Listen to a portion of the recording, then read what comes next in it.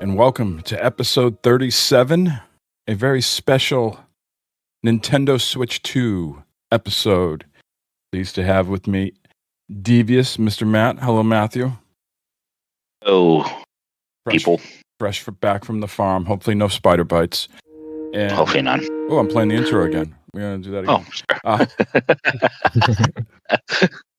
And welcome, Los. Hello. That's I'm telling you, that's my fault. I'm telling you, like I show up and stuff just goes awry. It was an errant pinky hit the fucking mouse. But Los from a Talking Place podcast, and of course Future Monkeys alum and all around internet good guy. Happy to have you here, Los. And he's much more of probably a Switch 2 master of knowledge than myself, aficionado. I've certainly been playing it, but I look forward to hearing Los's thoughts in more detail than my own. Oh, you give me too much credit, sir. Way too much. Well, you certainly carry yourself like a professional, so I assume you can fake it here for another 60 minutes. No, you too much credit, but yes, I could fake it like nobody else. Oh, we're supposed to be here for 60 minutes. We only got like 3 questions. Well, we're very verbose here. We probably just killed 10 minutes. I got tons of questions. All right. Well, the Switch 2 came out on June 5th, so we're a little bit almost. Oh, Christ, yesterday would have been a month, so a little bit over a month. It certainly has been popular in my house. The family probably didn't know that they needed a Switch 2. If you asked them what's wrong with the Switch 1. But boy, we've put in over 50 hours already on Mario Kart World as a family, so it has already given good family bonding memories. So that's a plus. So without further ado, Matthew, I'll hand it over to you, and you can ask us those hard-hitting questions. I feel like I'm on 60 Minutes. I should have dressed for the occasion. Yes. I'm a little disappointed in the lack of decorum here already for this interview. But yes, welcome to Matt's interview process here with Mike and Los. So first, let's get into a little bit of the history of you two and the Nintendo consoles and Nintendo gaming and stuff. Myself started way back with the Nintendo Entertainment System, the OG. What about you two? Where did you guys start out with Nintendo? You go ahead, Los. Let me see. When it was the NES, that was the first one. That was definitely like I still have memories, of that, of going. It was a birthday, I think. Or it was either birthday or Christmas that my parents got the NES. I remember opening it. I remember all the styrofoam that it was packed in. Mm-hmm. It's always been great memories with Nintendo, and I think that's a huge thing that carries over every generation they have. Whenever everybody you hear all the negative about them, and it's very justified. In most cases, but for the most part, I'm still very much driven by all the nostalgia of the old days of playing Nintendo, and I remember pretty much acquiring every console that I got.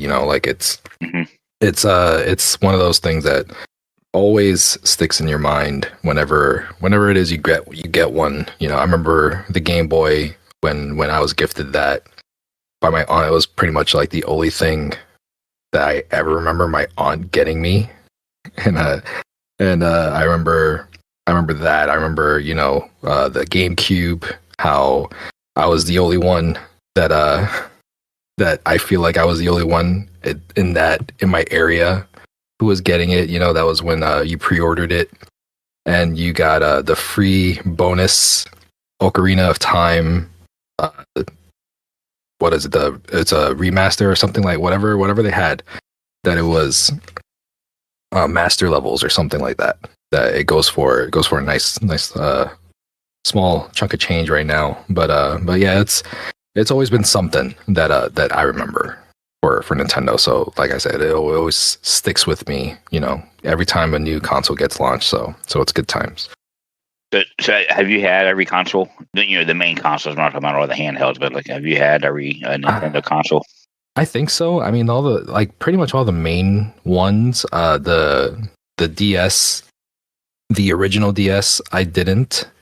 Mm-hmm. I think we jumped in with the DS Lite for that one. We didn't get the original DS, but I was pretty much there for most of them. Probably about 95% of them, I would say.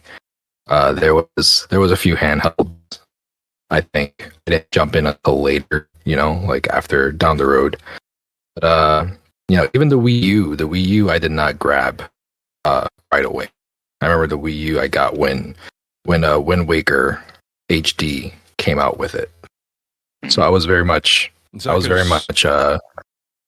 that because you were on the fence about it? Like you thought it was kind of like a gimmick and you just waited, or was this some other reason?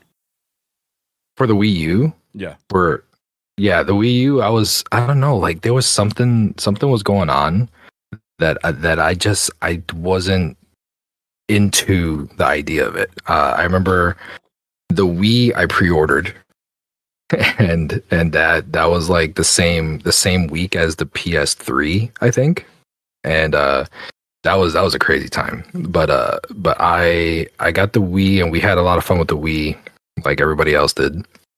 And then the Wii U came out, and I was just like, whatever, and I think it was the push result of that I like jumped in on it, and I remember I was in North Carolina at the time, and yeah, the Wii U just it didn't really hit for me, but by the end of it, there was a lot of stuff on the Wii U that I really felt like they built up a library with stuff over time. So where would the Switch have been if they didn't have to port everything over to the Wii U? You would have not have had such a verbose library.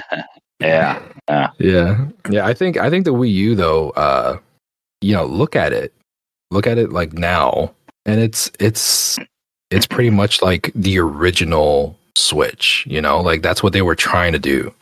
And I think technology wasn't there, so it's like they managed to come everything full circle with the Switch. I don't have any knowledge of this, but the more and more I listen to podcasts and read things about Microsoft, I would not be surprised if the next Xbox console has some sort of Wii U, Switch 2, Switch 1 elements to it. But we don't want to go down that rabbit hole. Just tossing out there. For myself, definitely the NES, Matt. I had the one that came with Gyromite and Duck Hunt. Does anybody remember Gyromite? That was like that robot that came included with the robot thing. Yeah. I had that whole setup. That was my second console after the Atari 2600. So those are the first two. And I've seen, many podcasts. That was, the end. That was it. After those two, I was off into music and other things in life and was not gaming at all. So I didn't pick up any Nintendo things again until the Wii. And I have no recollection how I acquired the Wii, when I got the Wii, if it was at launch, if it was during the hype of the Wii. I remember the Wii U. I did not pre-order it, but Jay, Maniac 17, got one from a Walmart in rural Maine, and I drove up there one afternoon and picked it up from him. But I don't remember how I acquired the Wii. Yeah. Going back, the Gyromite was always shaky as hell. Never really worked. Duck Hunt was a solid product. Gyromite, I felt was... yes, agreed. Yeah. It was a bit of a fool's errand. My Nintendo came with Mario Brothers and Duck Hunt, so that was very, very nice. Mario Brothers was just an amazing game. Oh yeah, classic. You still have muscle memory with that now. It doesn't go away. The amount of hours that could still pick that up and play it now. Absolutely. So, which was bringing my next question. So, your Nintendo history and that throughout everything, what is the one Nintendo game that you will play over and over and over again, no matter what?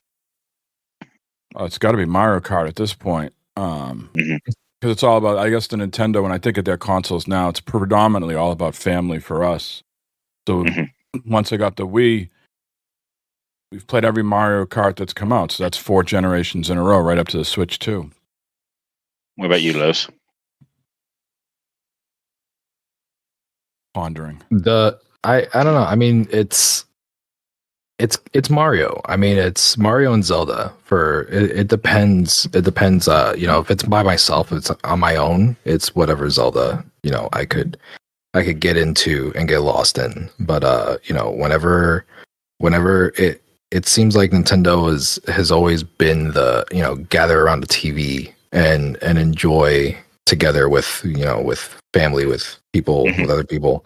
So it's even if it's just a regular 2D Mario game, and just passing the controller around, there's always that magic with it. So it's that's like the go-to, I would guess. I would say like now.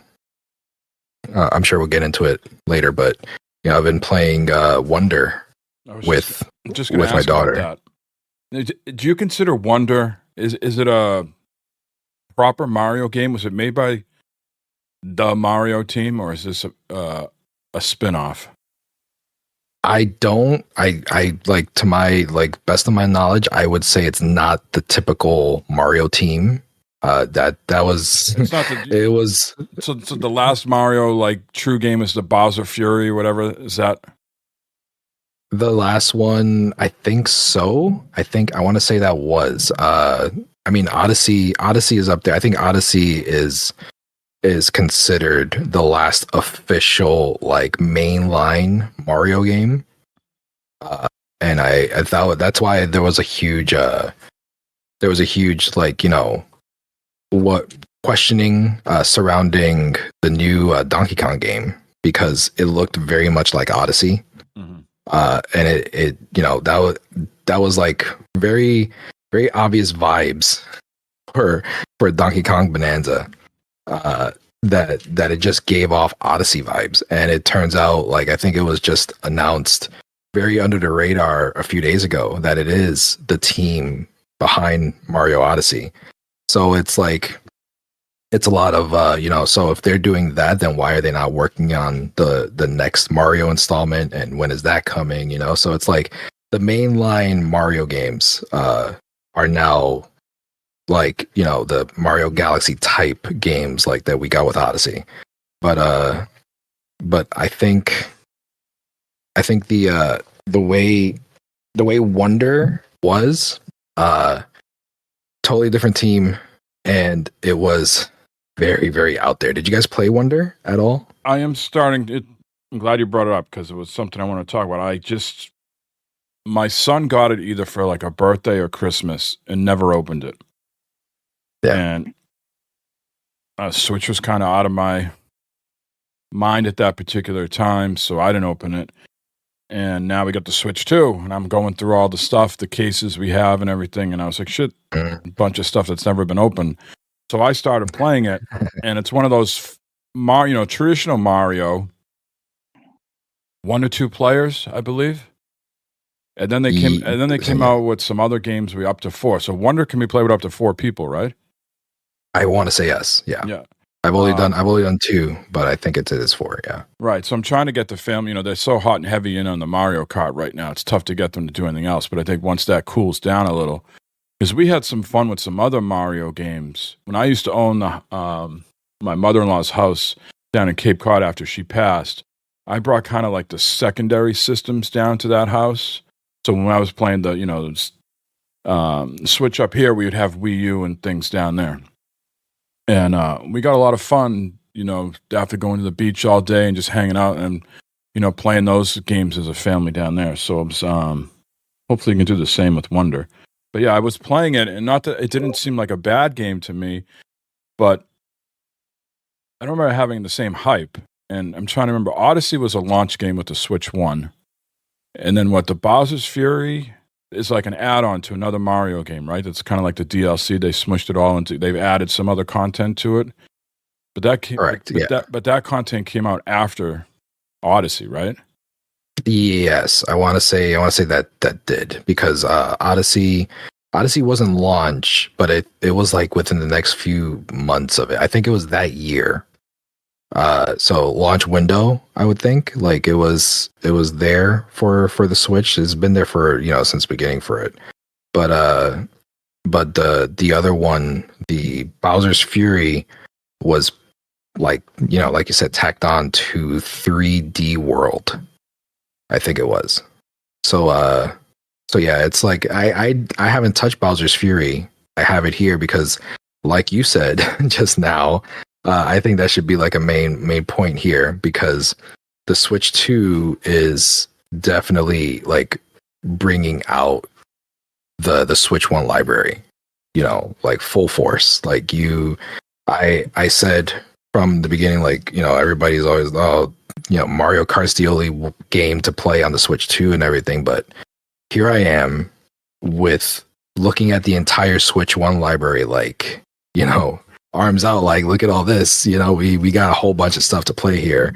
And if anybody else is like me, it's like for a long time with the Switch, I just like, I wrote things off.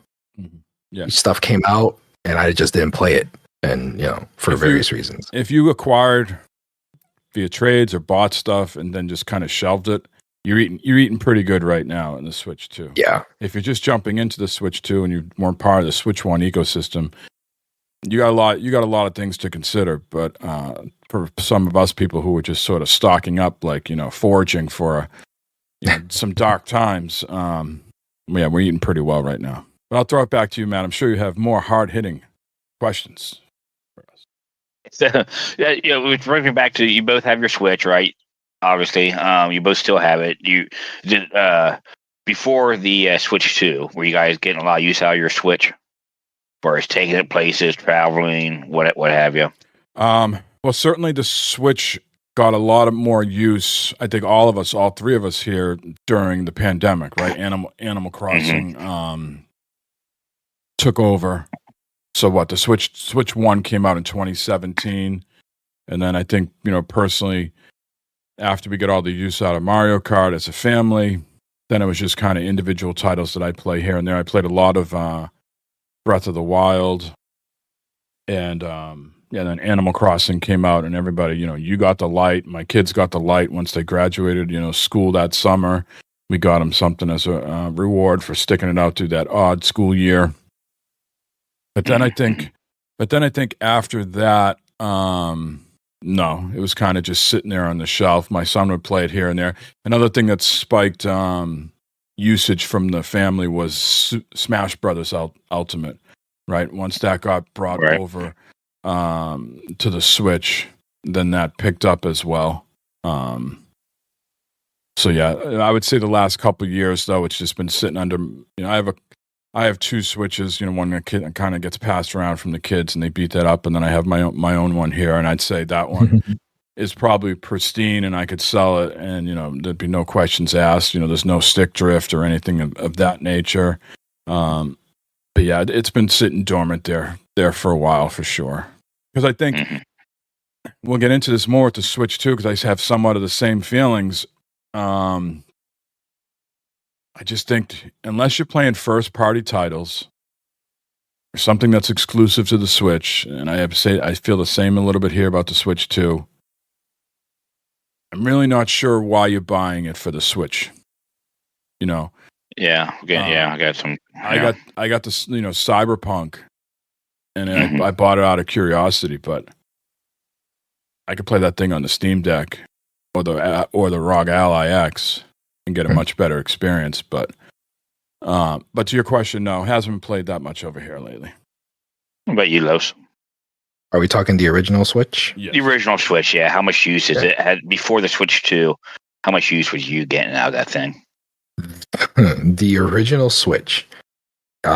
For you guys know me. I don't know how many other people know me, but I've been very back and forth with gaming. I don't consider myself like a gamer anymore. Like I'm very much just like I love the idea of gaming. Uh, I love being able to like get excited still, and like I'm always hyped up. I'm always excited for whatever's new coming out, you know, and I'm always like, you know, finger on the pulse of stuff.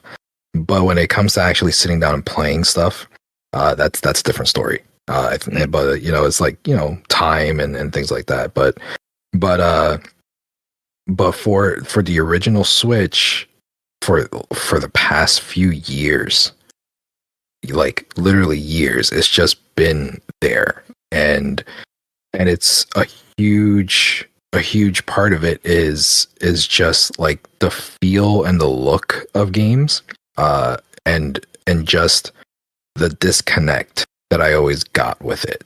You know, like I always felt like, even with first party games, because, you know, like you said, you're getting a Switch for the first party experience. That's first and foremost, that is what you're doing there. And that's where it shines. That's the best part of it. You know, that is the number one reason to get a Nintendo Switch. But I was there, even the first party stuff. Like I would get something and I would try, like Mario Wonder. I got that when it first came out, and I was excited to try to see what it was about, to see the wackiness of it, you know, and get into it. But I just couldn't, like, whenever I turned it on and jumped in, I just couldn't connect myself with it. I couldn't, like, you know, mentally put myself into playing the game. There's, you know, games on PS5 that I would turn on, and then I'd be like, okay, I got to keep playing. I got to come back to it. I got to, you know, come back the next day. But with the Switch, it was just like, I feel like it had a lot to do with the little island that Nintendo puts itself in. Mm-hmm. You know, like the gated HOA community that Nintendo is. That's a good way of putting it. And it's like, I feel like there's no sense of community. You know, there's no like turning on the system and like seeing front and center, like, this is what your friends are doing, this is what everybody's playing. There's no achievement system, there's no trophies, there's nothing that's really like getting you to go there, except for the games. And the games are, you know, they're great when you get into them and you play them, but they're not, you know, it's not connected. And then on top of that, it was just like, for me, for a long time, it's been very clunky. You know, the original Switch was really showing its age towards the end of the life there. And it was, for me, a lot of people still played it, a lot of people still got into it, but it just felt very like, you know, nothing looked sharp, everything looked blurry. For, you know, whenever I played it, you know, everything felt like it was just like chugging along, like, you know, you don't know what magic they were doing, but they were doing something. So yeah, there was no gaming going on the Switch, like, towards the end. So then, you know, with both of you, then with the announcement of the Switch 2 that came out, did the excitement level maybe peak up some? Did where were you guys at with that? Maybe that you think the Switch 2 would help some of these issues with what you've noticed before? Better hardware now. What was your anticipation level, excitement, and hope that maybe it would be fix some of these issues, or just in general, how was that? You know, I thought the excitement was, you know, once you saw Mario Kart World, you said, "Wow, that looks fantastic," and got to have that, because just the family's always sort of gathered around this machine when the new game comes out. But I think, you know, Los, we did the show together, and there's so many things that Nintendo wasn't upfront about, and then of course the tariffs was a big talking point. So my anticipation, you know, peaked early and then really, really subsided. And I was like, begrudgingly, I guess I'm going to go out in Best Buy to get this damn thing. And I thought the whole world felt that way. I thought all of us were sort of like, woe is me, this thing is not going to be great, blah, blah, blah. And then I got to Best Buy, and I was just knocked on my pants how many people were there who were not in tune like this, right? And it just shows you we are just like, you know, we are like the 10% or less that really has their finger on the pulse, and everybody else is kind of, just they just get excited for this, and maybe that's what it's all about, rather than sweating the details. And so then, you get caught up in that moment when you get to the Best Buy and you pick it up. And as far as, was the system going to cure some of the ails? I think yes. We knew the specs. We knew what the system was capable of. But I went into this knowingly that the system was on par with an Xbox Series S.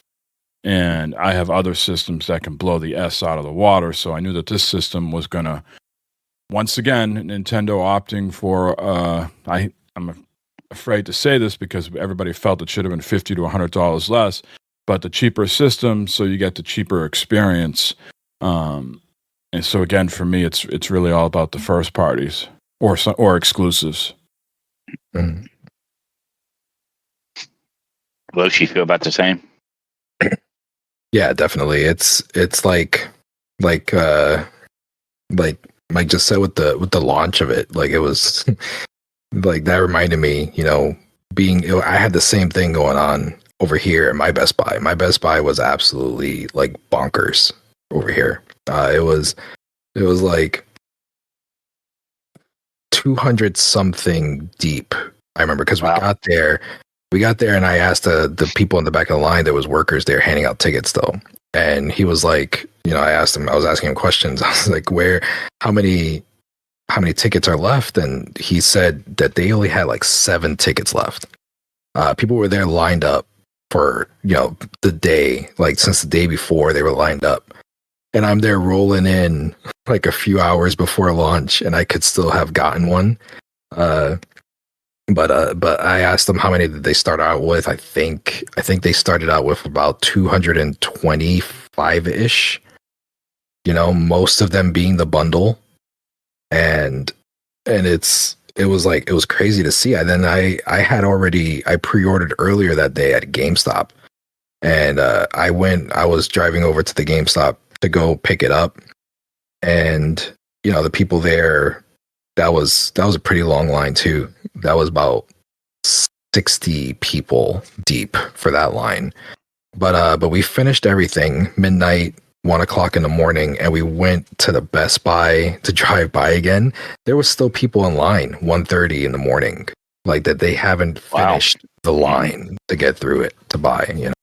Yeah, it wasn't the fastest process, but I think I was out of there about 1:30 myself, and I feel at my Best Buy, I didn't go around asking questions, but I felt anybody that showed up could have got one. Yes. There was a huge chunk of time that it was very open. Nintendo did a great job of ensuring that the product was in the country months and months and months ago. They've been stockpiling this product, and they met the demand. Now, sure, Matt, if you went out today, if you got real inspired by listening to us two dumb fucks talk about the Switch 2 and said, well, Barb, everything we had planned today has got to be stopped. We're going out for a Switch to get a Switch 2. I don't think you'd be able to find one. But I bet you if you wait a week or so and you stayed on it, you could find it. Sure. But Nintendo really met the demand up front, and I don't think scalpers are making out at all on this product. That's good to hear. Yeah. So, Mike, let me follow up with. So, it seemed like with the Switch 2, your anticipation wasn't really there the whole time. The excitement, possibly. What was your decision to buy the Switch 2? What did it have that you needed, or is it just FOMO, fear of missing out, not getting it? I mean, I know you're a big gamer and you like to have your newest and latest and everything. Sure, I think FOMO is certainly a part of it, without a doubt. But I think going back to Mario Kart Wonder looked fantastic, and the kids were buzzing a little bit a couple of days before. Did Dad get it yet? Is Dad going out to get it? So. But I also think like I alluded to a little while ago, the investment I made in the Switch. You're a big guy that says when a new system comes out, you cut the cord, blah blah blah. Well, I think in this day and age, we've learned that backwards compatibility is a big selling point. So I certainly invested well in the original Switch. So I was looking forward to going through some of the titles that I hadn't opened yet and seeing what they look like. I don't think the developers yet have had a big chance to go in and touch up their games. So a lot of these games right now are just kind of getting a boost naturally by the system. So I'm more looking forward to, I think, down the line of what these titles will be in a year or so when they all get proper updates. But I think it was a little bit of that, making sure that my games weren't just sitting on a shelf anymore, that they were actually getting some use on a system that I didn't feel was, I picked it up and I'm like, blowing off the dust and going, wow, this is really an archaic experience. It feels a little bit more modern to me. What about you, Los? Is there anything there, why, did you question yourself to go out and get it? It was, I was back and forth for a bit. I was back and forth. I think I didn't decide because I had family here from New York. They're pretty much the only family that we really connect with, and on top of that, they're also gamers. So they were here visiting on vacation, and I was like, from the first day they said to us, like, we're going to be here from this day to this day. I was like, oh, you're going to be here for the Switch launch. We can make it a thing. and I was very, very much the peer pressure, let's go. And they wound up getting one, out of excitement, for being there with us. Uh-huh. But I was back and forth on it with, myself. And when it came down to it, I was like, okay, let me just do it and pull the trigger on it, because this was about a month ago, and this was like the very tail end of like some we were riding the struggle bus for a bit over here, in Florida living. So it was kind of up in the air if I was gonna spend the money or not. I had sold my like a OLED Switch that was just sitting here, that was like an extra one that I never traded in to get my Zelda OLED Switch. So I knew it was here in a drawer somewhere, and it was always going to be, since I got it, since I put it in there, I was like, this is going to be my trade in for the next Switch whenever that comes out. And that's what it was. So I sold that one actually on Mercari for like $225 or something. So that took care of like half of the Switch 2. And then I had like birthday money and stuff that I saved up because my birthday was a few weeks before the pre-order. And I was like, okay, I could do this. But then at the same time, we probably need groceries.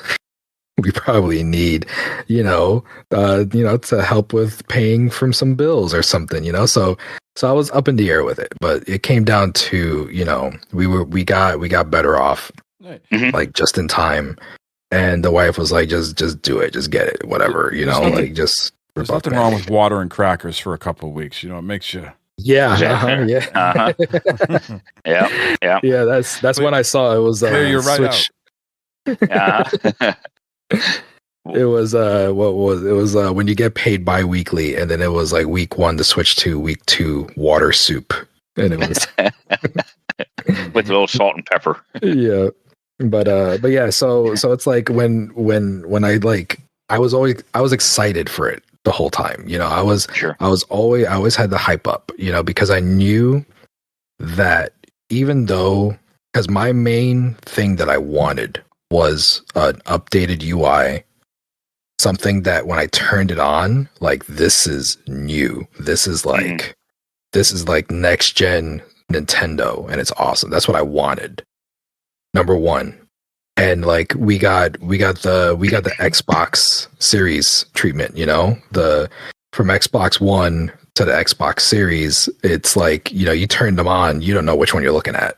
So it was rough for that, but overall I knew deep down, like inside, there was going to be updated stuff. There was going to be extras. There was going to be, something that made playing and gaming and like the experience of that a whole lot better. So that I was with it, from day one for that. I knew what we were gonna get. I knew over time, especially, we were gonna get a lot more better stuff. I know that now that it's been out for a month, there's been a whole bunch of tests and videos and all this stuff about like all the upgraded things that a lot of Switch 1 games have, like just even ones that are not even updated, like, because if there's a game that was developed to be uncapped at whatever frames per second, if you play it on a Switch 2, it is going to run a hell of a lot better,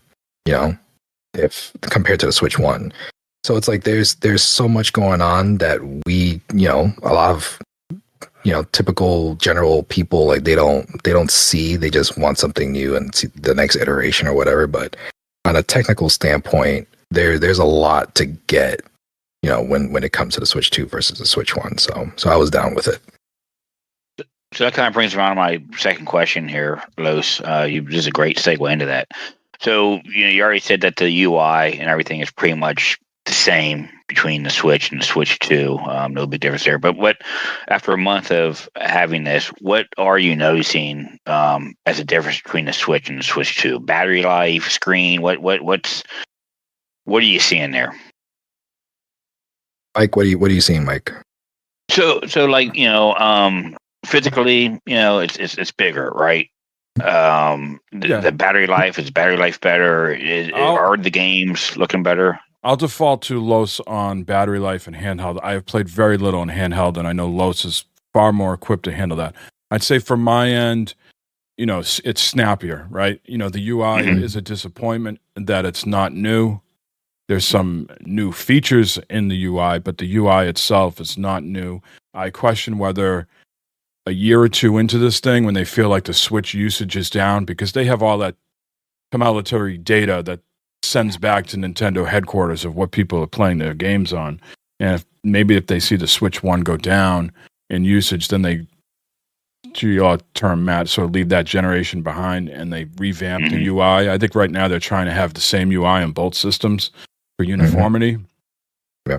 But yeah, it's a snappier experience getting in and out of things. The store loads a lot quicker. Oh my god, store. Yeah, the games do. Certainly, I haven't played a whole wide breadth of games. Maybe somewhere between 10 and 15 games. And I say, there's some games that I'm like, wow, that looks beautiful. Some games I don't know if I can really tell the difference between last gen and this gen. And once you start getting north of 50 or close to 50, the eyes aren't what they used to be. But yeah, it feels to me, I think a good way I've heard people say this, it's an iterative step.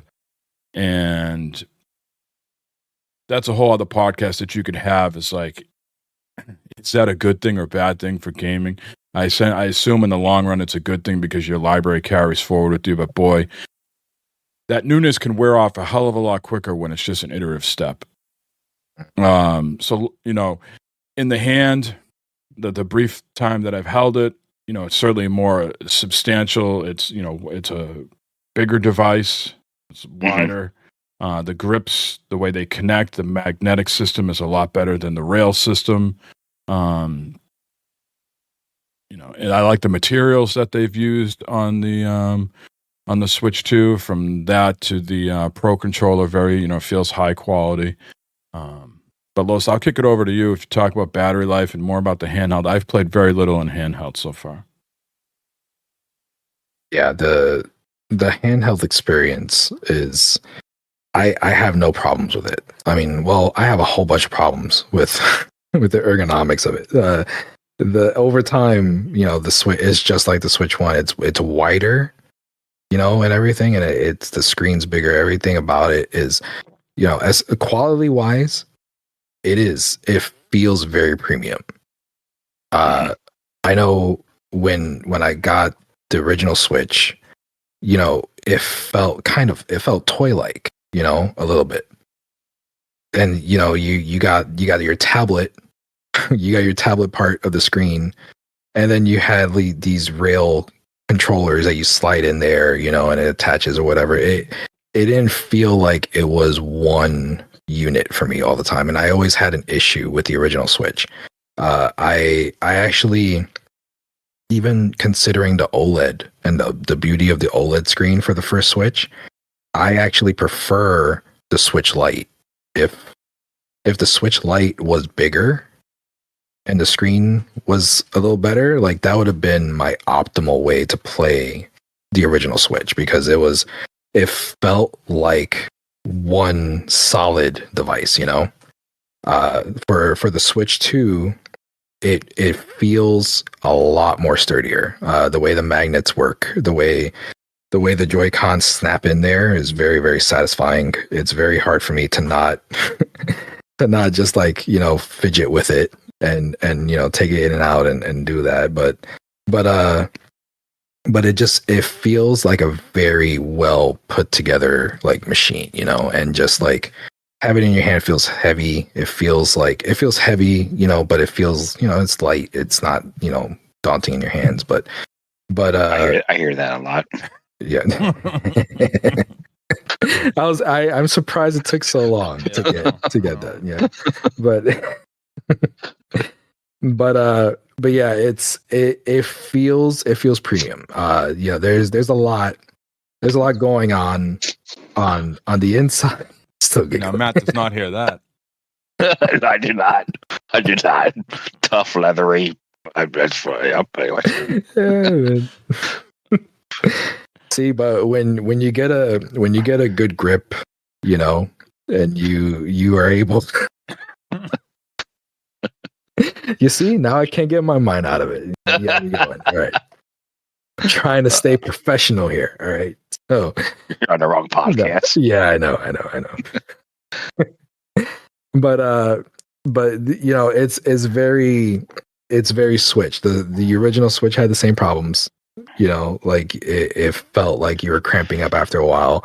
You know, if it needs a grip, it needs something to hold on to, like, you know, give you more of a better feel. You know, without a grip, it's harder to you know, to get a good playing session going, and, you know, not feel like, you know, okay, that's enough.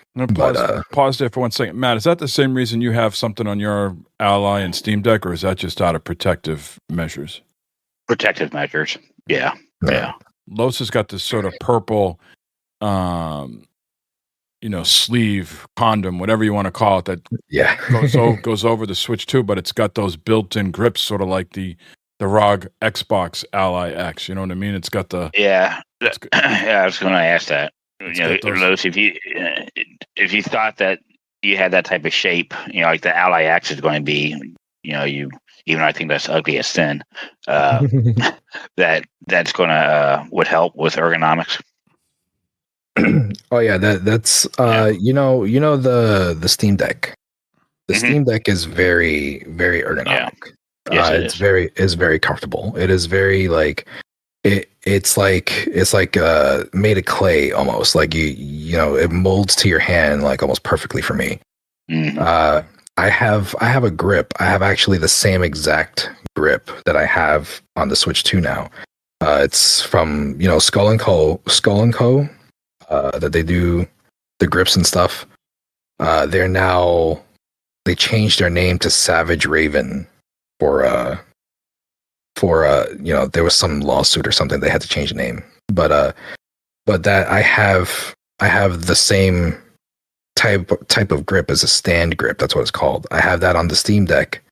And it's not really, that is just a grip. That is just like something to give it a little bit extra texture, you know, that is not like so slippery or whatever.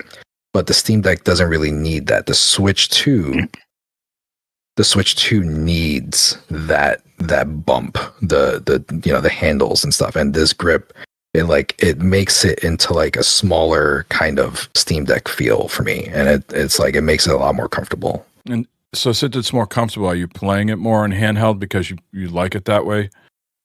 That is very that is very accurate, because the first day that I had the grip, that I put the grip on there, that was the day, that was the night that I was like, oh, let me try this out. And then it was like 2:30 in the morning that I was like, okay, let me turn this off now. let me put this down. You know, it was very easy to get lost in there. So how long of a session was that approximately?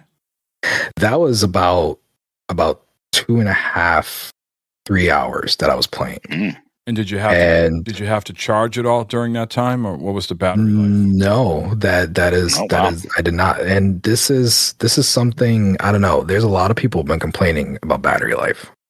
A lot of people have been going, like, I think there's one podcast I listened to, always complaining battery, and it's like always having to charge it. But I feel like there's some sort of connection between bad battery life and online playing. So that's what I was going to get after. Like, if you're doing like the I'm not sure what it's called, game chat. Yes. And you're doing online stuff where it's got to constantly be looking for the, a Wi-Fi ping.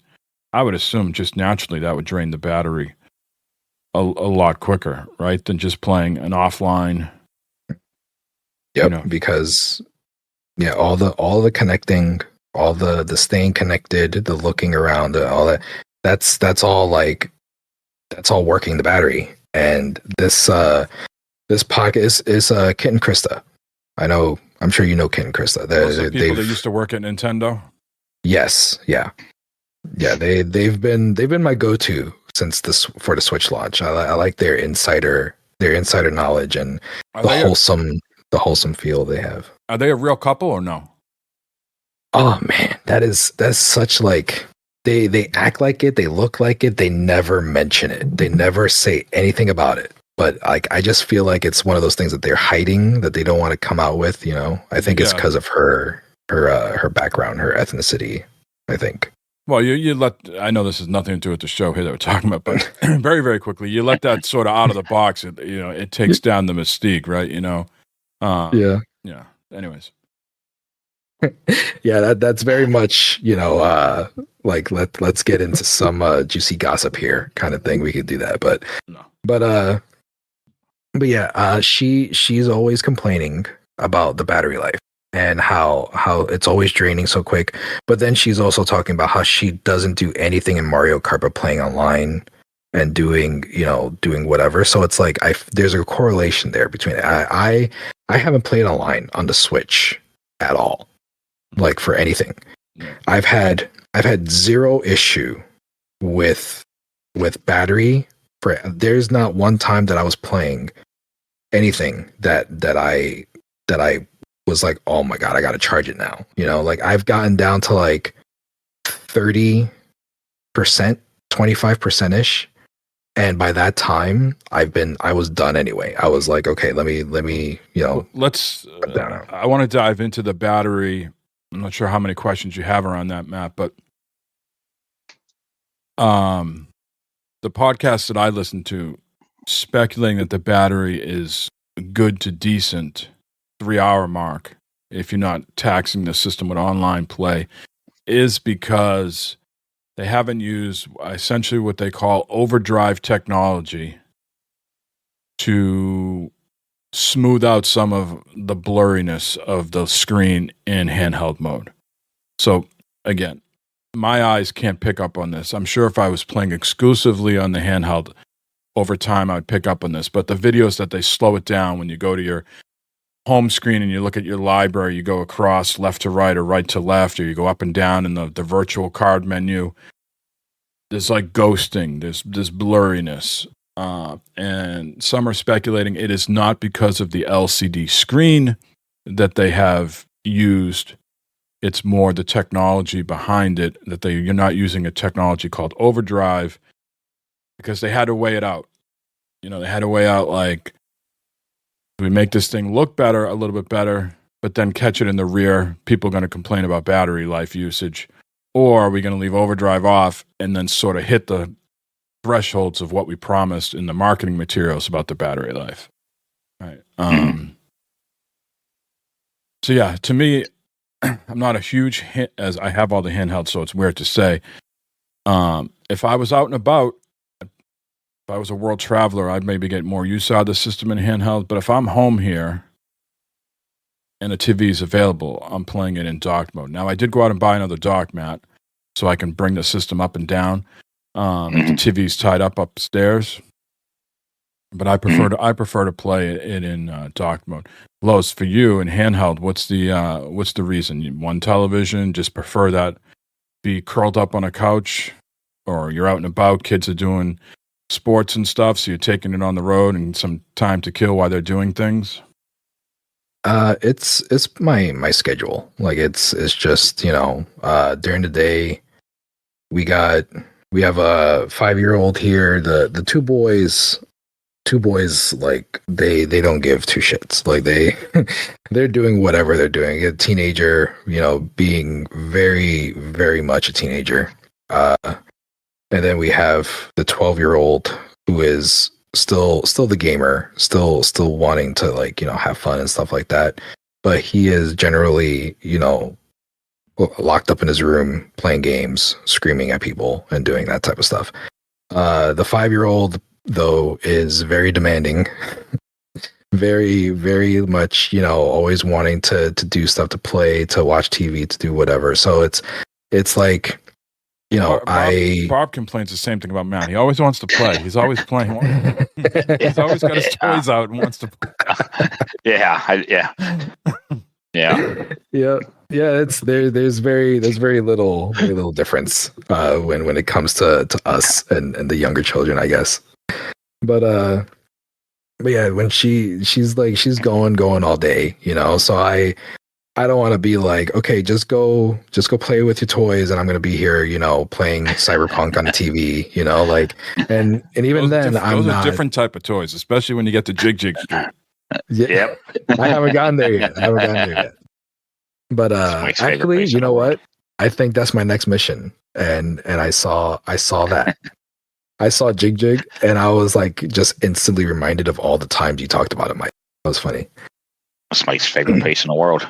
But yeah, like I'm not gonna sit there even playing handheld mode. I'm not gonna sit there while she's doing whatever, So it's like my gaming goes pretty much like when everybody's in bed, everybody's chilled and relaxed. Like I'll go and bring the Switch to the bed and play until whenever I fall asleep and it falls on my face. But it's like, it's all about like scheduling and stuff, and lately for the Switch 2, like since we've gotten it, I've been trying to play more on the TV with her, so we're like playing Mario Kart, we're playing Mario Wonder, we're playing we're doing like stuff that, like it's more family oriented, like, bringing together, if I'm playing handheld, that's not happening, and, it's something that I enjoy playing handheld more on my own, like, time that I'm not like surrounded by people doing other stuff, so it's like nighttime would be the better time for me. That's why, finishing it up at 2:30 in the morning is something that it hasn't happened in a long time, but it happened the other day with this. But and funny enough, it wasn't even like that long session that I had. It wasn't like with Cyberpunk or Zelda or anything. It was Potion Craft. No, that's the game. I feel like, yeah. Go ahead. You. That was a game. That was a game I turned you on to, Matt. Right? Potion Craft. Yep. Yeah. And just, I don't want to get too much sidetracked, but games like that, games like Blueprints, Balatro, some of them games, Geometry Driver, are games that are played great in the handheld matter. Yes. And I think that really helps. And then to touch back in on the battery life, you're 2 to 3 hours. That's pretty much on par with an Ally or a Steam Deck, depending on the game and the settings you're playing. But that's what you can get, on those machines themselves. So, and I think an important thing to talk about too is I love more and more devices go to USB-C, right? And so it's not proprietary bullshit. And so what I'm trying to get at is you can go out and buy an extra long USB-C cable and still use the pack-in power bank, because the power bank just has a female input, and you can plug any old USB-C into there, I would assume. And so you could play and still be in handheld and be wired.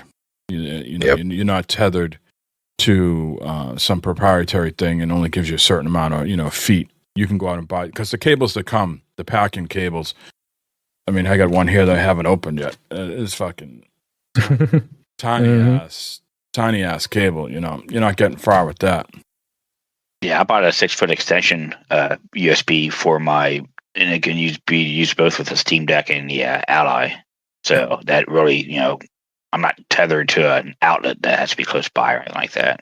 One thing I'll say, buyer beware. I heard that the even in docked mode, you'll get messages that the Joy-Cons have been disconnected if you decide to use, let's say you have the Switch. You can't see my television behind me here, but let's say when I get the dock next week, right? And I just unplug everything from the Switch 1 dock and then just take all those, HDMI from the original Switch 1 dock and put it in my Switch 2. It's not going to work for you to some extent, because the HDMI, you need to have HDMI 2.1 for this new dock, and the HDMI was 2.0 for the original dock. So some people are reporting Joy-Cons being disconnected because they were lazy taking the Switch 1 off the system, and then they're not maybe technical people, certainly kids. So you will have to use the pack-in, or just get a HDMI 2.1 cable, after third party. You don't have to use Nintendo's, but you do have to use HDMI 2.1. Mm-hmm. Yeah, I actually had to rearrange all my electronics when I got the Switch 2. Like, it was like I have a HDMI switcher that it works up to 4K 60 hertz and everything. It works perfectly fine for everything. Everything worked with it. No problem. Whatever I put in there. It did not like the Switch 2. There's something about it. The dock's doing 120. Yeah, like it wasn't working at all. And like I wound up I actually demoted the Series S and I put that on the switcher, and I gave the Switch 2 its own dedicated HDMI, like straight to the TV, and it's been working no problem. I mean, it won't come to a shock to a lot of listeners. I'm somewhat a daft individual when it comes to this stuff. And I was telling Matt, I'm out of HDMI ports. Yeah. And Matt, very astutely said, well, you have a soundbar. Soundbars usually have an extra fifth. We'll give you the fifth HDMI, So that's where I have the Switch 2 upstairs now. And it works beautifully. I have it plugged into the soundbar. And I love that the Pro Controller now will wake the system. The original Pro Controller would not wake the system with the Switch 1, but the Switch 2 it will. Just press the home button, the TV turns on, the system turns on. So I didn't have to take anything off the assembly line, and was able just to plug in the Switch 2 into the soundbar, and I've been good to go. Nice. That's good. So we touched on a little bit on this before about the games you're going to play. It sounds like, obviously the Nintendo games are coming out. Are there, what's going to be your main gaming on this? Are you looking for just exclusives? Lowe's, you touched on games like Potion Craft and things like that. What's going to be your main gaming for this? I have some strong opinions. I'll be quick on it and hear from Lowe's. To me, again, it's an iterative system, but it's not a jump that takes me up to PS5, Xbox Series X quality of video. So I would be hard pressed to buy, I don't know, give me something that's going to come out across all the systems. If it came out day and date on all systems, there would be no reason for me to buy it on the Switch 2. Yeah, right. Unless my lifestyle suddenly changed and I'm, gaming on the go, which I don't think is going to happen. I would buy that either on PC, PS5, or Xbox Series X. So for me, it's all about exclusives and maybe something that is in the store and would get a deep discount. And so an example of that would be like that Red Faction game that, sort of like everybody's comparing to the Donkey Kong game, Los, where, you can destroy the environment. I saw that on sale the other day for $2.99. Maybe I'd pick that up and play it, bargain basement price, and play that again on the system. Something that I know the Switch 2 could easily play and look good. But no, Borderlands 4, right? That's an example. Borderlands 4 is going to come out across all systems. I would not buy that to play it on the Switch 2. I think for people that are just in the Switch ecosystem, the Nintendo ecosystem, go for it. Have at it, Yep.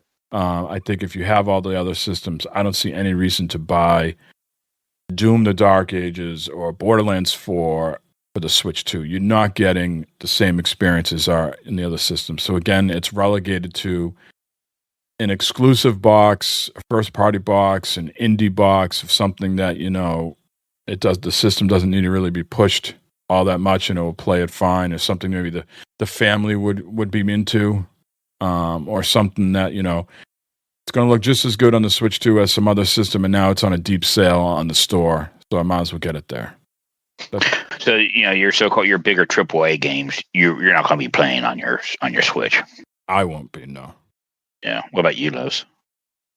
Yeah, I like, the same thing as it was for the Switch 1. It's going to be a Nintendo first party machine, and it's not going to be as cut and dry as it was for the Switch 1. Switch 1 was very, very easy to like make that decision. Like, previous points were made, about it feeling clunky and like, not as, sharp, and, it was just, and then, everything had that Switch,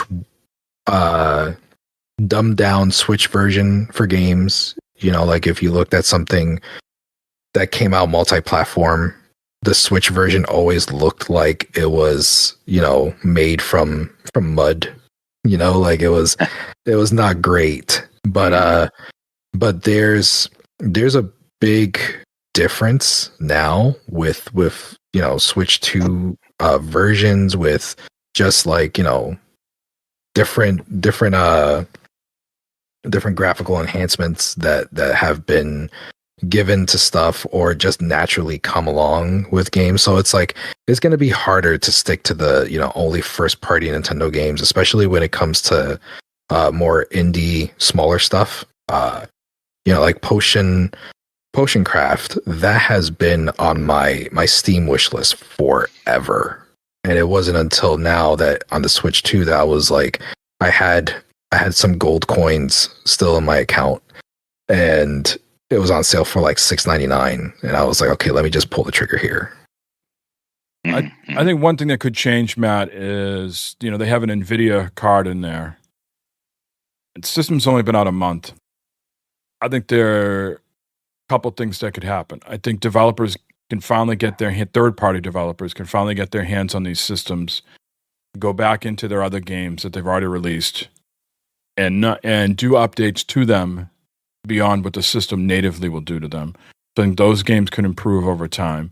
I think now that developers have these systems in their hand, they can make games and really get the best out of the system. So I think because of the technology, the system is closer to what we're playing on other systems. I think there are some benefits that we're going to reap further down the line, where I felt like, to Los's point with the Switch 1, they were pulling magic out of their ass.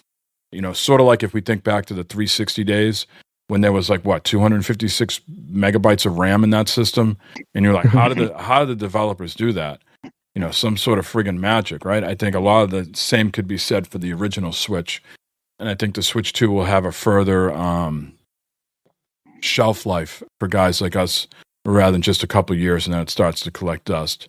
But I will say, without a doubt, we are going to get an OLED model here, just like the original one, and whether how many years out it is remains to be seen. But I think there's some magic that's going to be cooked up here in short order. I think they've sold they're going to announce pretty soon over 5 million units worldwide. Yeah.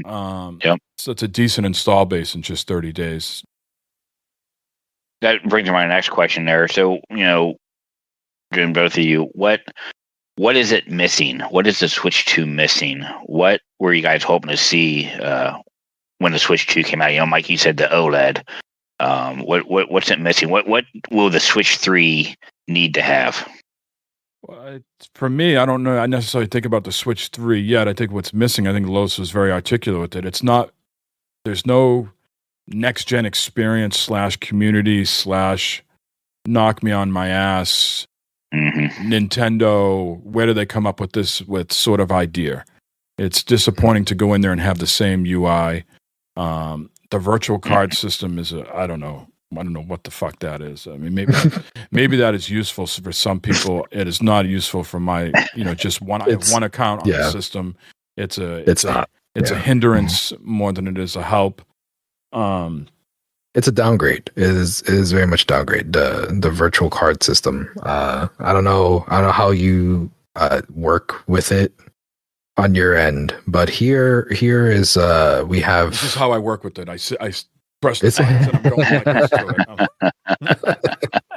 it. Yeah, that is very, very, very, very accurate. It's like over here we have multiple switches. My daughter, I gave her my Switch Lite. She's been playing that now. She recently got into Minecraft thanks to her brother.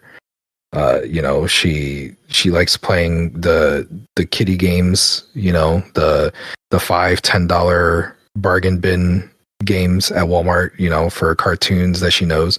But I also have digital games that she could be playing, like, Mario Kart 8, other Mario games and stuff like that. I also have my 12-year-old who he's got his own Switch 2 because he managed to get one for his birthday. So, it's like we have a family of Switches here where they're like rabbits. They're multiplying. Yeah, that's how it is. You know how it is here. But it's knowing how it was before, because before it was like you needed the account on the system in order to play games from that account. And it was very easy. It was very like, okay, this is whoever's game on this account. As long as that account was on there, the game worked for whoever was on that Switch. And you could have 15 Switches in your house, right? There was no sort of limit. There was no limit. As long as you weren't playing the same game. Exactly. Yeah. Right? So Matt, I could send Matt my Switch with my thing and say, Matt, never play Mario Kart World. And, he could have been playing. But now with the virtual card system, it's like a library. You got to check it in, check it out. And there's like 14 days and all this. It's really it's really nothing more than them cracking down on the sharing and them not getting a cut of the money. Right. That's what it is. Yeah. Like, why are we going to let this one copy be played with so many people when it's, you could be paying us and buying more copies, like that's what it feels like. Cause it feels like it's very convoluted now. You got to go through a whole bunch of steps and it's not easy for families, as it should be. Yeah. I can only imagine families or kids who are not gamers, Matt, but they just play on Nintendo. They got this sort of virtual card system going. What do you, we don't have that system anymore. We traded that in,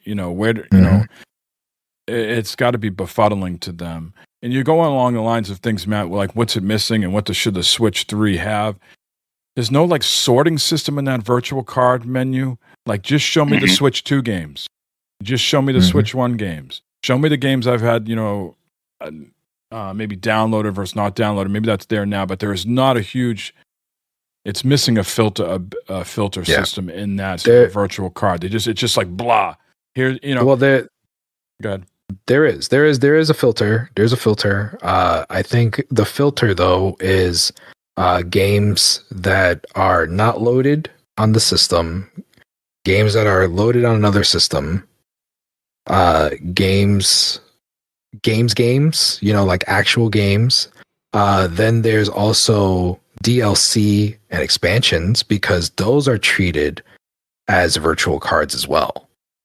So if I bought the DLC to a Pokemon game, my kid, I could lend the DLC to my 12-year-old as a virtual card so that he could play the DLC. You understand? So it's like there's those ways to sort it. But I don't think, like you said, I don't think there's a way to filter out, because like if you have a huge digital library, I'd imagine that's a pain to get through. So I was listening to the guy on Digital Foundry. He's got like 450 games, right? And some he's bought, some he's probably gotten codes for. I think a lot of them he said he's bought himself. But like Hogwarts Legacy, they're two different games between the two systems, and there's no key art that tells you which one is which. Yeah. And there's no filtering that says just show me the Switch 2 games and just show me the Switch 1 games. So you just imagine, if it's like us, maybe we have 30 to 40 games. It's not the end of the world. You get someone who's got north of 100 games, and there's not a lot of filtering options. Come on, Xbox and PlayStation have already solved these things. Why aren't we just intuitively bringing into the system rather than saying, well, we're just going to do? They're going to die on this hill and just say we're just going to do things because the Nintendo way, because that's who we are. They're never going to look. They're just bringing in game chat now. I haven't used it, so I can't answer any of the questions for you, Matt. I haven't done any. I haven't used it either. Yeah. I haven't done any of the video stuff. I think to go back to your question, Matt, a little bit about what games would you play if I had a different set of gaming friends that were like big into, let's say, racing, and maybe I would consider getting the Sonic, the upcoming Sonic game on the Switch. For the portability factor, right? Like maybe I always couldn't hold the TV, but every night we always want to do our racing, right? Maybe then I would get those types of games on the Switch too. I like a better screen. I think that's a disappointment. I do like the hard drive. Since I was able to secure one of those cheaper cards from Walmart, I haven't had any issues with it. So my concerns over the hard drive space and the cost, while you're paying all these things up front, it gets exorbitant. But in the grand scheme of things, Los, what did that cost? Like $67 for 512? Yeah. Yeah, the brand. Yeah. So that was, I think it was 65 for 512. And I purchased two of those. One of them was DOA, like straight out of the box, and I was like, oh great, like it was our fears come true, Mike. It was it was like, okay, this was crap. This was like a long shot, but the second one worked like perfectly fine. It hasn't been giving me any problems. So yeah. Anything else, Los, that you say like, gee, I wish they would have included this or something they need to definitely solve for the Switch 3? There's everything that was said already. UI, everything like that. I would have loved, like, I was really hung up on the screen when it was announced. Like it didn't have an OLED. The Switch OLED, and I think especially the OLED Steam Deck, like really spoiled me. Like really got me like, okay, this is how it's supposed to be. This is the way like playing handheld should be played. And it's like when they came out with no OLED, I was just like, nah, I don't think so. But really though, there hasn't been a time where I looked at the screen for the Switch 2 and I was like, this sucks, like it's been pretty positive since whatever I'm playing. Have you tried playing like an hour on the Switch 2 and then an hour on the Steam Deck OLED?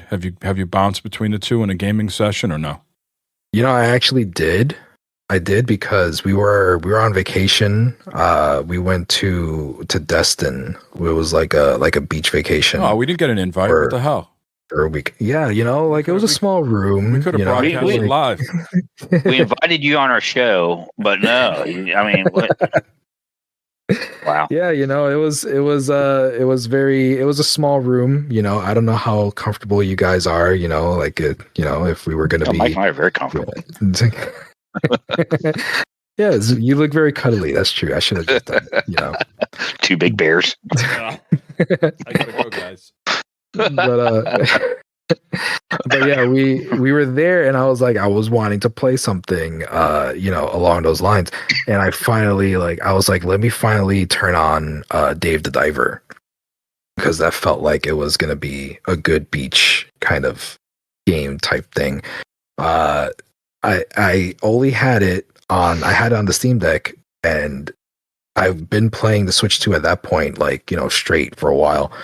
And turning on the Steam Deck and playing Dave the Diver, it felt very, very crisp. It felt very fluid, but at the same time, whatever I was playing on the Switch, it didn't really it wasn't negative compared the two, it was very on par. Yeah, it was very on par. It didn't leave me feel like, this is not a better thing, there's there's a crap load of comparisons between the Switch 2 and the Steam Deck, and I feel like those are the two main competitors to each other.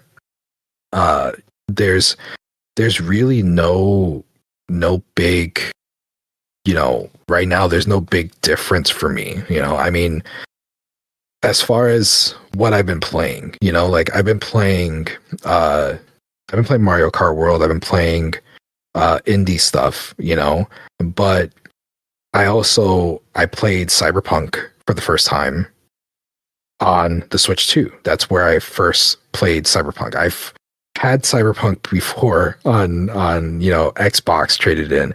I actually own it on PS5, and I never turned it on. So Jig Street is disappointed. Yeah, yeah.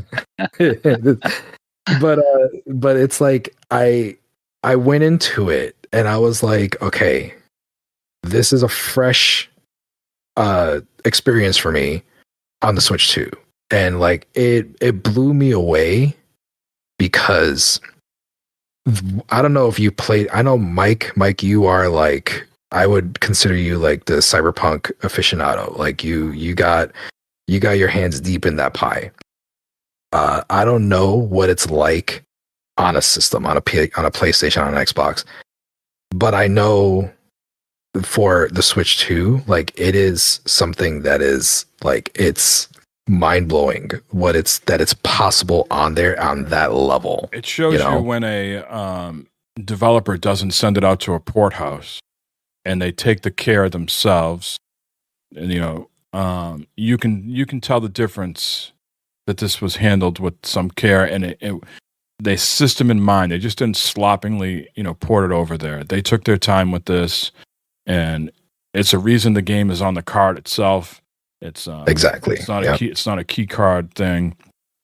Yeah, it runs pretty great. I got to tell you, with my eyes though, I cannot play that thing really in handheld. The text and things like that. I tried a little bit. It was probably the only game, and it wasn't cutting it for me. So I have to be in the docked experience for that game. But yeah, Matt, I have a question for you. I'm not sure where you are with your questions. After you've listened, I just got a couple more. Okay, but after you've listened to all of us here babble on, where are you with the Switch 2? I know you have the Switch Lite. So this brings me to there's a question for myself that I want to ask you guys. So I was kind of getting lost with all the virtual card talk and all that stuff. So when I bought my Switch Lite, I bought Animal Crossings, right? And then I bought Mario, Zelda, and a couple other original OG games. Can I play those on my Switch 2, or do I have to buy those again? You do not have to buy. You have to buy them again. Yeah. No. you go to essentially you're checking them out of one library and checking them into your new library. That's essentially what you're doing. It's telling you, hey, this account has these games on this other system. Do you want to sort of decouple it from that library and bring it over here? And Yeah, I would assume. I would assume. I haven't looked at the UI, Los, on the Switch One since this whole thing, but I assume the virtual card is over there now. So it's like the same thing. All of a sudden, if Matt wanted to play it on the Switch, he's got to uncheck it from the Switch 2 library and then bring it back over to the Switch 1. Well, it's mirrored. The UI is mirrored. So, if you updated your Switch Lite, you turn on a Switch 2, it's going to look exactly the same. There's actually an option. I found this out afterwards. There's an option. It is hidden. It is in there. It is not anywhere it should be. Makes you wonder, but there's a box to tick where when you turn it on, you as the owner of a game, that you yourself, your account purchased on the eShop, you're gonna have priority to that game. So it doesn't matter if it's checked into another system or not. Gotcha. There is I don't know, I could tell you where it is if I sat here and I looked for it, but I know when I ticked it on, it even says something about licensing. That's what it's referring to. But as far if that is ticked on, I want to say you'll have a pretty seamless time if you're the only account holder and you have multiple Switches and stuff like that, and you're not lending out to other accounts and things like that. It should be pretty flawless with that, Okay. Getting back to your point, Matt, the only thing that you would have to pay for when it comes to Zelda, if you wanted the Switch 2 upgrade, since you're not a Nintendo Online subscriber, I don't think you are.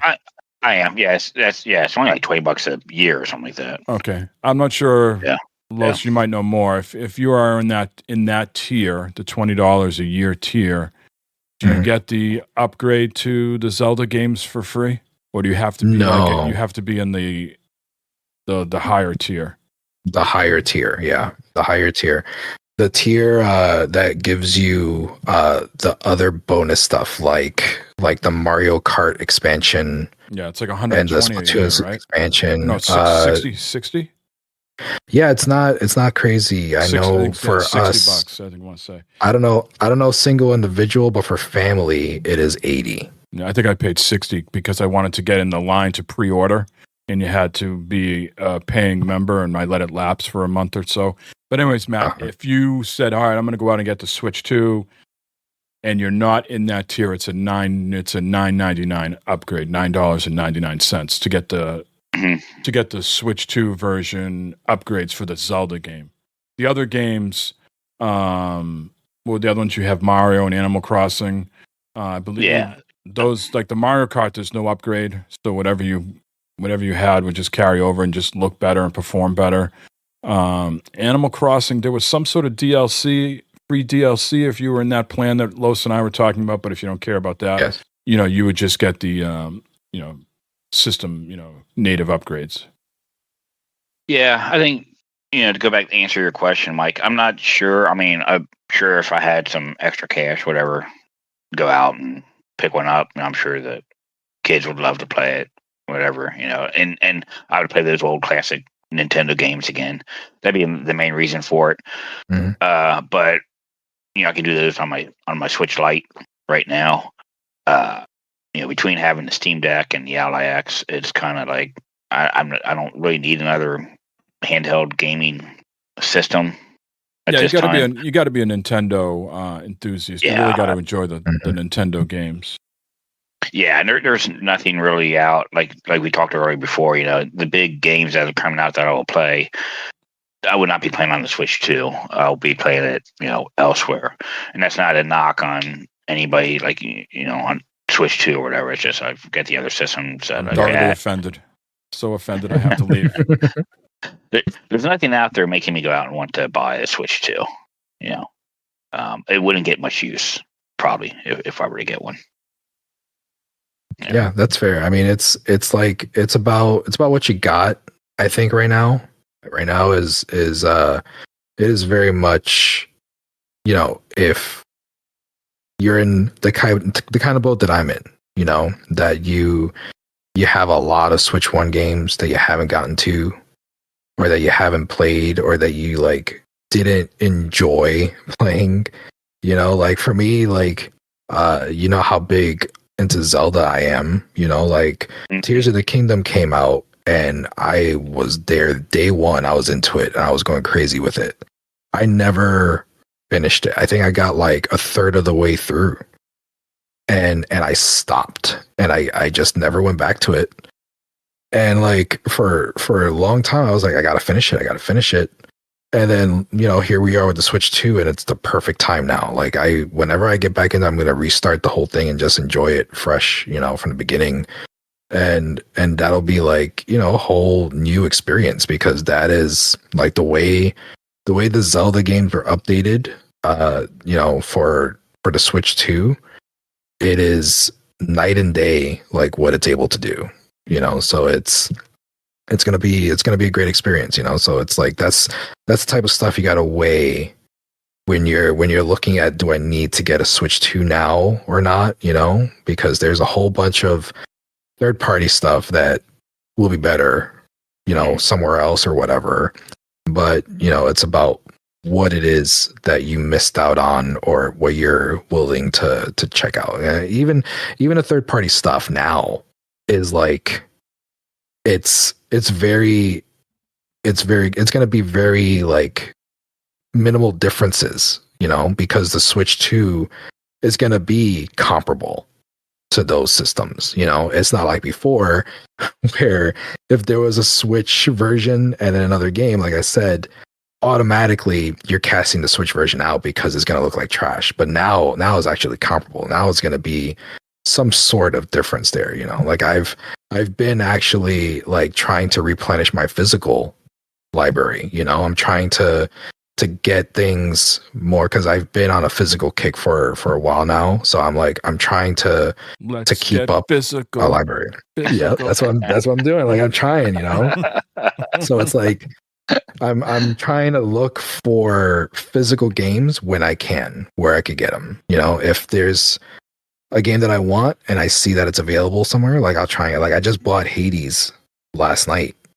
I found it on Macari for like $25. What is this site So again? I'm like, Macari. A couple times I heard that. Write that down, Matt. Macari. It's up here, Mike. Macari is like a Facebook marketplace, like everybody's just selling everything. So it's like its own app, with its own thing. So there's a lot of people selling stuff on there, and like there's some really good stuff. Yeah, exactly. So it's like it's up there where what you want to do, how you want to do it. Like, so what other questions did you have for us, Matthew? Yeah, wrap this up here. Might be my final question of the day, and you each have 2 minutes to answer. Then we'll go to audience participation. So after a month being in, what's your guys' satisfaction level with it? Are you happy with your purchase? Buyer's remorse? You're gonna in for the long haul? What's happening here? I give it a score somewhere between a 7.5 and an 8. I think what could have made the system better is better screen, more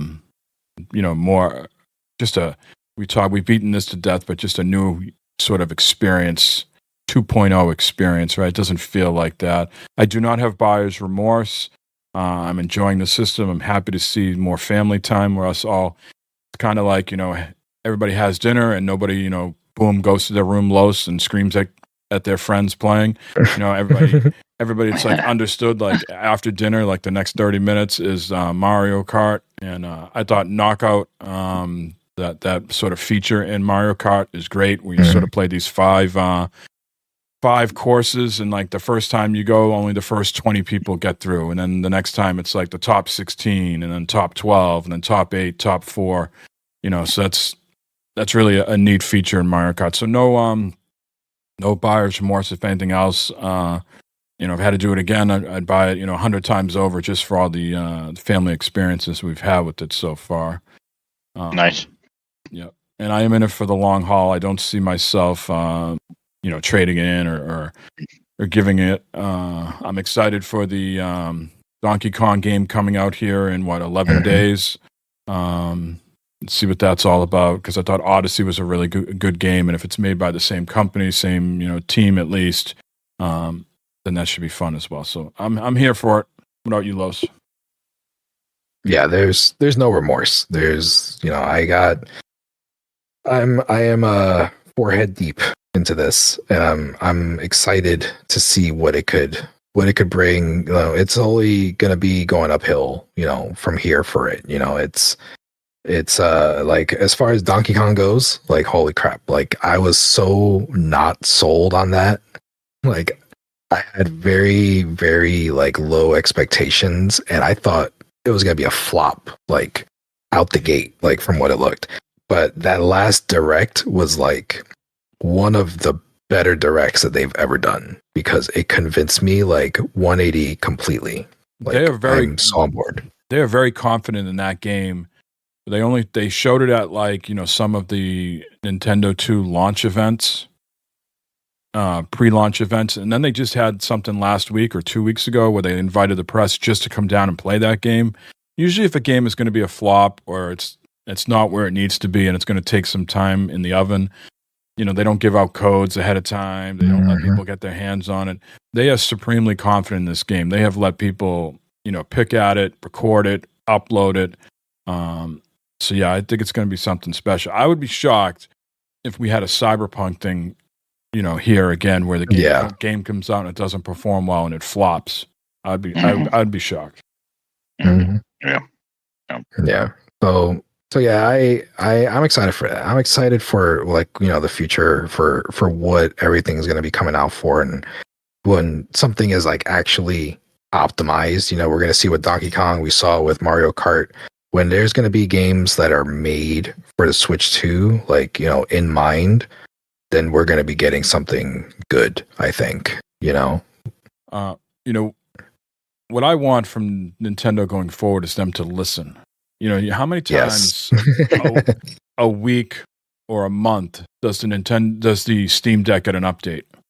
Mm-hmm. They are always iterating on it. They're always, what's that thing we had the other day? We put on the Steam Deck the other day, Matt, and we were like, "Where's all this? You can download it from your computer. If you've already got it installed somewhere, or if you're on your computer and you got the Steam Deck open, all of a sudden, like, your library, it knows that both systems are on, and your live, you could stream from one or the other. Yeah, it transfers over your Wi-Fi. Yeah, I'm not asking Nintendo to do stream, but what I'm asking, I guess the larger picture is, listen to what the developers and the fans want. Not everything needs to be incorporated, but don't be this guarded sort of company that we're just doing it this way, and that's just the way it's going to be, and you got to sit there and suffer. I think if they can keep iterating on this system, work with NVIDIA, work with the developers to, they're the ones that have to be in charge of what it is that I'm expecting, but I expect the system to be in a much better place a year from now, 6 months from now, if they're willing to listen to, what other people want. Mm-hmm. Right. Yeah. Give us themes, damn it. Like, give us something. Let us refresh our UI and make it, like, different, make it exciting. I think that's, like, the staleness of just the general system of it. I think that is something that, holds it back for some people. People are, like, really aesthetic with things a lot of the time, so it's like, when it comes down, we know you guys with your gaming condoms and your doodads and your doohickeys and yeah, I'm talking about myself, so what? Leave me alone. It's I like being flashy. I like being fancy. I like, something. When I turn on my Steam Deck, like, it's like I turn it on and I'm turning on the lights to, like, a whole other world in there. Like, everything wakes up, everything's moving around, things talking to me and shit, so it's like, I turn on the Switch and it's just like, okay, here you go, play your game. That's why I think Matt would like to switch to. It's consistent, like a good cup of coffee. Yeah, there you go. Yep. McDonald's coffee. Well, that's all I have. I don't know if you two have any last wrapping up comments or anything, but that's the questions I have for you both right now. What so Matt, like what is it gonna take? What would make you be like, okay, I gotta go get one now? Probably like a brand new Zelda or something that's knocking your shoes off type game. Probably something like that. That would have to. Is This is like the reason why I bought the Switch was because of Animal Crossing. So everyone was doing Animal Crossing and big hype around that. So I was like, oh, yeah, we did, and we had great. We had an absolute fun time. Even Barb played it. I think something like that would have to come out for me to have to get it. Well, I think certainly Breath of the Wild and Tears of the Kingdom would knock your socks off on the new system if you got the upgrade. You got the next. I'm not sure, Los. Are they doing a third game in that sort of world? I don't know if they are or not. Like, I don't think there has been any talks of the next mainline Zelda. I know that they have the next Hyrule Warriors type game coming this year. I think in that world, yeah. Yeah. So that's gonna be like the next Zelda type title. But I don't know about main lines for it. I'm assuming that they will. I mean, it's like it's working for them, Tears of the Kingdom, it took a little turn compared to Breath of the Wild. Mm-hmm. But I think they could right themselves with that and go that same direction and still be okay with everything. I know you don't have the answers to this, but before we go, do you think we're going to get a proper Mario game, like another mainline Mario game this generation from the Switch 2? Do you think we're going to get another Smash Bros? I'm thinking system sellers to sort of elevate this device to where people have to get it. So you're thinking Mario, Smash Bros. You think there'll be DLC? I mean, we're not getting another Mario Kart. That's 100% locked. No. This is here for the next 7 to 8 years. Right. You would think we would get some DLC for that, right? Yeah, I think definitely for Mario, for the main line, I think that's going to come sooner rather than later. I mean, and right now we have Donkey Kong, Metroid is coming. What was that? October? Was that October? Something like that. Or no. Pokemon is October. Is Metroid just 2025? Do they give a date yet? Metroid is this year. So maybe it's August. I don't know. Maybe. I don't know. I know Metroid is this year, along with Donkey Kong in a few weeks, and then Pokemon. Those are my three that I'm excited for, that I know are definitely coming out this year. I think the Hyrule Warriors game, they're like really like iffy on. They keep saying 2025 as if there's no definite with it. But I don't think there is like a big fall release for the Switch 2. When is Kirby? When is Kirby Air Riders coming out? Kirby Air Riders. I don't know. I mean, I think you laugh at that, but I think Kirby's a big. I mean, that's gonna be a popular one. Yeah, definitely. Because that's what's his name from Smash Brothers? That's what he's been working on. Well, that's what I was alluding to. He told Nintendo. I'm paraphrasing here, but something along the lines of, "You want me to do a new Smash Bros, but I want to do then I got to do Air Riders first." Yep. So you think we'll get a Smash Bros like mid-gen? And then I think so. I think definitely, because when you play Smash Brothers, it works, it's good, but like everything else, it's held back by what the Switch could do. So if you give the freedom of a Switch 2, that it has compared to the Switch 1, and you build something from the ground up for a Smash Brothers, forget about it. It could be like really crazy with what you could do in there. I haven't put the Smash Bros Ultimate in the Switch 2 yet to see how it acts. No, I haven't either. Because I'm fearful that the Mario Kart won't be played anymore and will just become a Smash Bros factory. Yeah, you don't want to ruin the magic. Yeah. But yeah, I think we'll definitely be seeing stuff. I mean, we have Splatoon. I know that's not like something that everybody is into, but that there's life being breathed into that, so it's like we're here in the first month of stuff. So there's definitely going to be stuff coming out sooner rather than later. I think, You would think so, because it was a kind of a week. It's, I'm talking out of my mouth here, but it's sort of both sides of my mouth. Basically, a weak Switch 2 launch lineup if you're just looking at Switch 2 only games.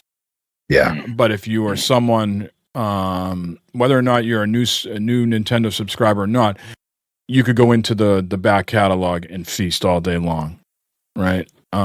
But just as far as Switch 2 exclusives, it was a pretty weak launch lineup, and they need to come forward with some stuff. So I think we should wrap it up there, Matt.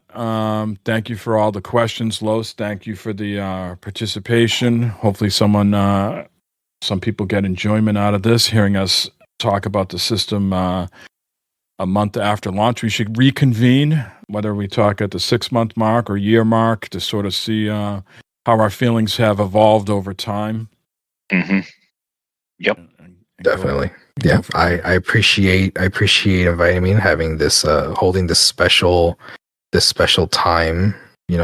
We could have all been in church, but here we are. We're in Matt's special church. Yeah. Yes. Yeah. Wait till the just wait till the baptism.